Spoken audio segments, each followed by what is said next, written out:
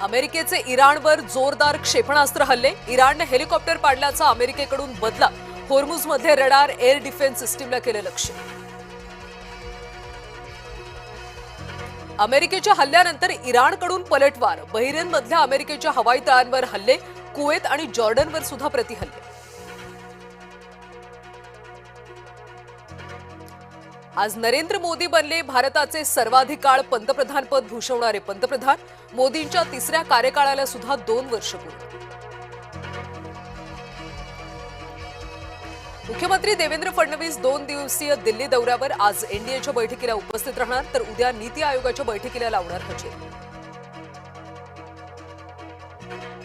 विधान परिषद निवडणूक रणनीतीसाठी शिवसेनेची बैठक. शिंदेंच्या नंदनवन निवासस्थानी आज मंथन. नाशिक विधान परिषदेच्या वादावर सुद्धा चर्चेची शक्यता.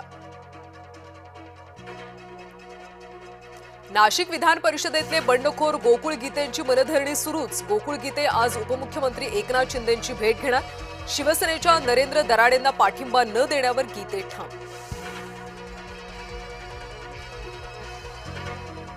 भरत गोगावले रायगडचे पालकमंत्री व्हावेत. मंत्री उदय सामंत यांच्याकडून इच्छा व्यक्त.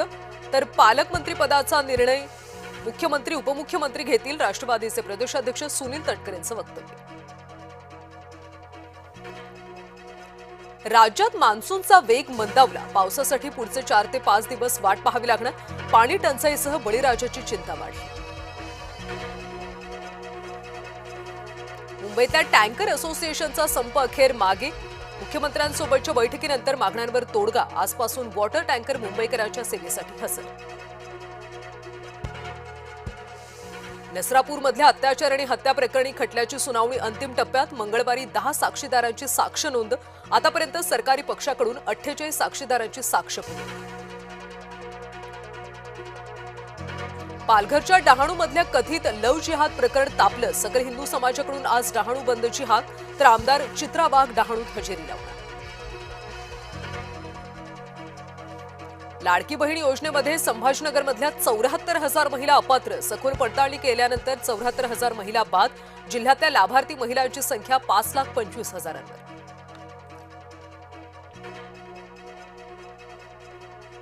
वाढत्या उष्णतेमुळे विदर्भातल्या शाळा 23 जून पासून सुरू होणार. शिक्षण विभागाचा महत्त्वाचा निर्णय. तर राज्यातल्या उर्वरित भागातल्या शाळा भरणार 15 जून पासून. साईबाबांच्या शिर्डीमध्ये भेसळयुक्त पेढा, बुरशीयुक्त प्रसादाची विक्री. शिर्डीतल्या प्रसादाचे नमुने गोळा करण्यास सुरुवात. अन्न आणि औषध प्रशासनाची शिर्डीत धडक कारवाई.